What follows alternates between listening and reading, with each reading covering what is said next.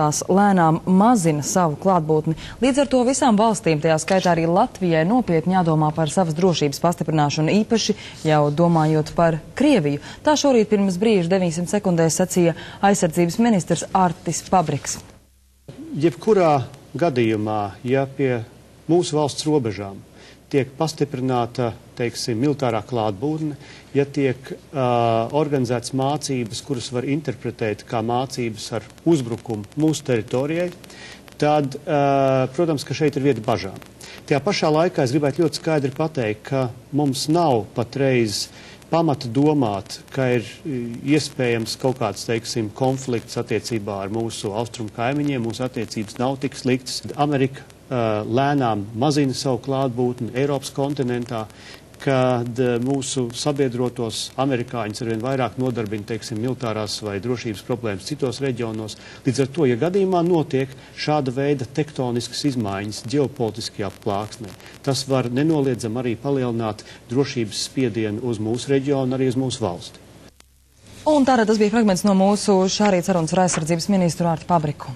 Nams, kura pagrabos padomju varas gados VDK darbinieki turēja un spīdzināja pret padomju ideoloģiju noskaņotos, pamazām kļūst par graustu. Tas jau vairākus gadus netiek apsaimniekots un tajā nenotiek nekādas darbības. Vai ieceres Stūra mājas pagrabs pārvērst par muzeju jau ir zudusi, un kas notiek ar Nama brīvības un stabilas stūrīt, mums skaidro Uldis Jaunzems.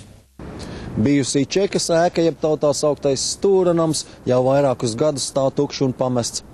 Nams atrodas pašā Rīgas centrā, taču par to interesi neviens neizrāda. Tas iespējams sliktās slavas dēļ, ko nams iemantoja padomju varas gados.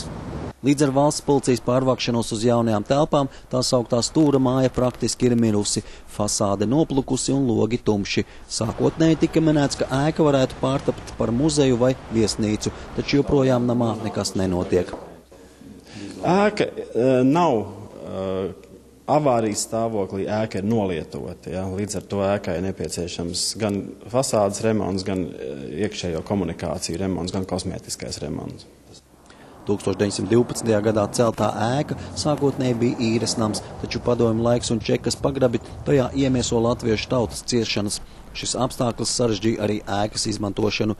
Vecāka gadagājuma cilvēki joprojām ciniski joko, ka šis ir augstākais Rīgas nams, jo no tā augstāviem padomju varas gados varēja redzēt Sibīriju. Emocionāli cilvēkiem dzīvot mājā, kur ir bijuši drošības komiteja, kur pagrabos ir mocīti cilvēki, ir ļoti sarežģīts jautājums. Šī vieta varētu būt piemērota iespējams, ka birojiem, kaut gan arī šis psiholoģiskais faktors varētu strādāt, emocionālais. Tad tie varētu būt B klases biroji, bet ir vajadzīga ļoti nopietna rekonstrukcija. Valsts kultūras pieminekļu aizsardzības inspekcija ēkas pirmā stāva un pagrabstāva telpām noteikusi vēsturisku notikumu vietas statusu, kas apgrūtina investoru piesaisti. Ja preces stāv tirgu vairākus gadus neapsaimniekot un tukšu un nekāda interese par viņu netiek izrādīta, protams, jebkuram potenciālam investoram būs mūžīgs liels jautājums, kāpēc viņam viņi jāpērk, kāpēc jau tik ilgu laiku viņi stāv tukšu. Tomēr šobrīd notiek sarunas starp ēkas apsaimniekotāju un kultūras ministriju par iespēju namu pirmo un pagrabstāvu piemērot muzeja vajadzībām. Kuram jāfinansē un cik daudz, šobrīd tas joprojām nav zināms. Telpās jāsaglabā ir vēsturiskais interjers, vēsturiskās komunikācijas, jānodrošina publiska pieejamība cilvēkiem. Līdz ar to tas globālais jautājums par ēkas kopējo izmantošanu ir izcināms kontekstā ar pagrabu un pirmā stāva izmantošanu, un mūsuprāt visracionālākais variants būtu izvietot ēkā kādu valsts finansētu muzeju. Par to arī šobrīd noris pārunas ar kultūras ministriju. Ēka ir liela, tās kopējā platība ir vairāk nekā 8000 kvadrātmetri, tāpēc investīcijas nepieciešamas lielas. Šobrīd zināms, ka jau 2014. gadā, kad Rīga būs Eiropas kultūras galvaspilsēta, Stūra mājā ieplānoti vairāki publiski pasākumi, nerīkojot nekādus papildu remontus. Tas nozīmē, ka tā dēvētā Čekas nama nākotne joprojām nav skaidra. Uldis Jaunzems, Uldis Vejs, Rojs Brants, LNT. Losandželosā pirmizrāde piedzīvojusi vampīra sāgas krēsla autores Stefānijas Mejeras jaunākā romāna Meklētāja ekranizācija. Galvenās lomas šajā trilerī atveido aktrise Diāna Krīgere un Sairsa Ronāne.